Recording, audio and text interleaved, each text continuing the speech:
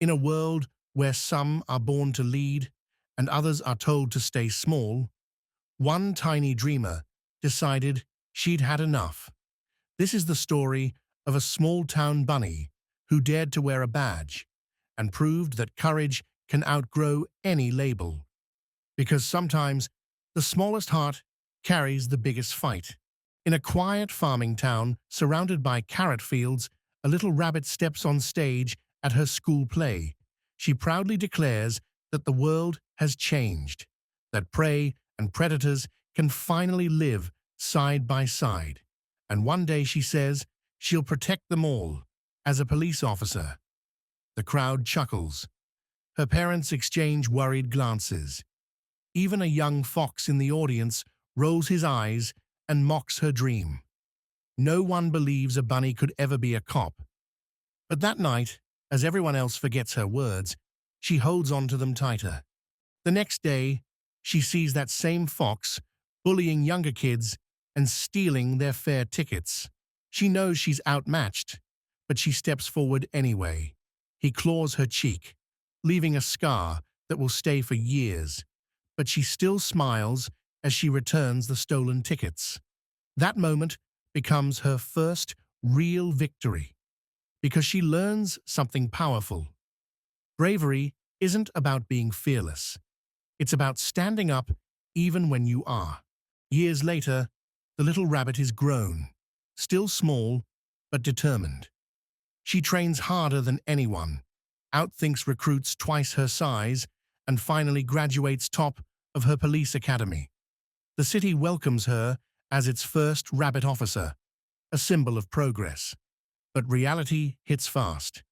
Instead of chasing criminals, she's handed a parking ticket machine. Her boss calls it a good start. Everyone else just smirks, yet she keeps her smile, determined to prove her worth one ticket at a time.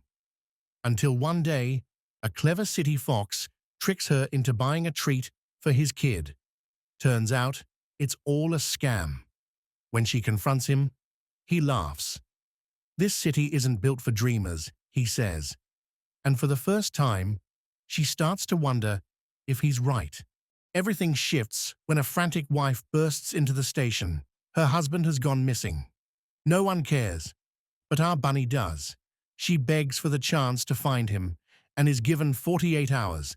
Solve it or lose her job. With nothing to lose, she hunts for clues and reluctantly teams up with that same street-smart fox. Together, they chase trails through icy districts, rainforests, and neon alleys, uncovering a dark pattern of missing predators. Every clue points to something called the Howler case, a mystery that's turning peaceful animals savage. They find themselves face to face with criminals, secret labs, and powerful people hiding the truth. And when they finally uncover the mayor's involvement, she becomes a hero overnight. But fame fades fast. At a press conference, she says something wrong, something that makes the city believe predators are dangerous by nature. Within days, panic spreads, old fears return. And her friend, the fox who helped her, turns away in disappointment. The city she swore to protect starts tearing itself apart. Ashamed, she quits and goes back home.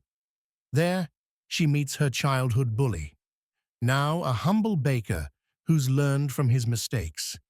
He tells her something strange. The howlers you're looking for aren't wolves. They're flowers, poisonous ones. And suddenly, everything makes sense.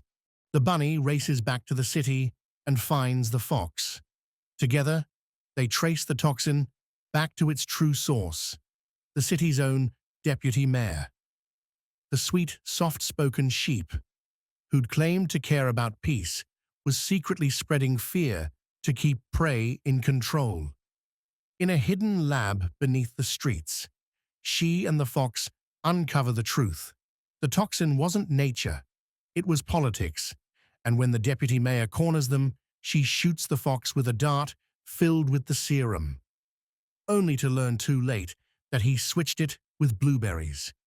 Caught red-handed, the villain reveals everything, and the bunny records every word. The truth is finally out.